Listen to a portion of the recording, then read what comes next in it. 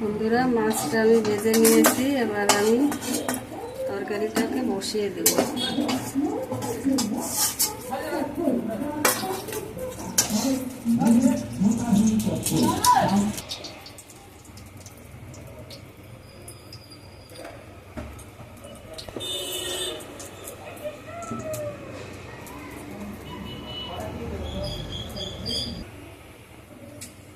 বন্ধুরা, আমার তেল গরম হয়ে গেছে, আমি জিরে দিয়ে দিলাম। তেলের উপর অল্প দুটো জিরে দিয়ে দিয়েছি, আর এদিকে আমি আদা আর এটা জিরে বেটে রেখে দিয়েছি, আর একটু বাদাম বাটা রেখে দিয়েছি।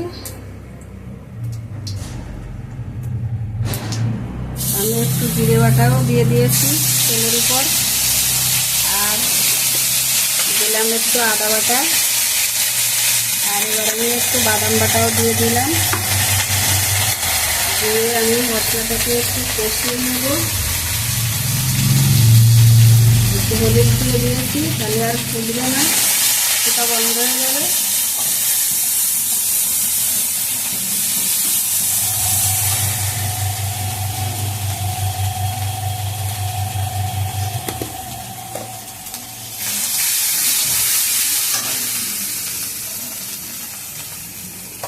আর এদিকে আমি আলু আর এই কয়েকটা কাঁকরোল আর এই একটু বেগুন কেটে রেখে দিয়েছি। আমি এই মাছ দিয়ে আমি ঝোল করব। এইবার আমি এই আলু, বেগুন আর কাঁকরোলগুলোকে একসঙ্গে দিয়ে দিয়েছি। এটাকে একসঙ্গে দিয়ে আমি একটু ভালো করে কষিয়ে নেব। কষিয়ে নিয়ে আমি একটু জল দিয়ে দেবো। এবার একটু লবণও দিয়ে দেবো।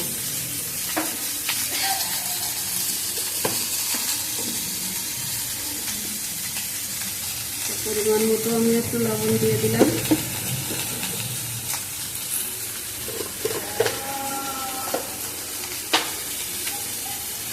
এবার আমি দিয়ে দিচ্ছি লঙ্কা। এবার আমি ভালো করে কষাবো।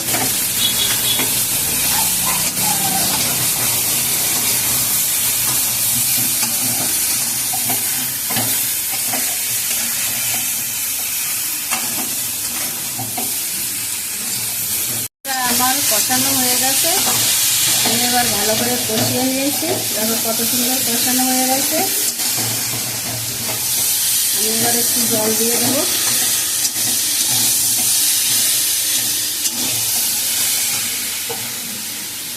এবার আমি জল দিয়ে দিচ্ছি।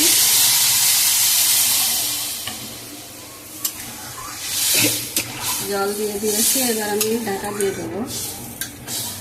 তরকারিটা ফুটে উঠলে আমি মাছ দেবো।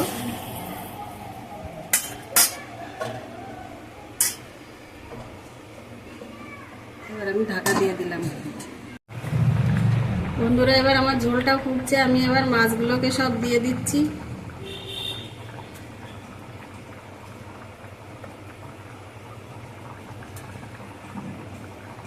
এবার মাছগুলোকে সব দিয়ে দিয়েছি। দিয়ে আমি আর একটু ঢাকা দিয়ে দিই, আর একটু ফুটলে আমি নামিয়ে দেবো ঝোলটা। মাছের ঝোলটা এবার রাগলা করি, দেখি হ্যাঁ হয়ে যাচ্ছে প্রায়। আমি এবার মাছের ঝোলটাকে ঢেলে দেবো। আমার মাছের ঝোলটা রেডি হয়ে গেছে, আমি ঢেলে দিলাম।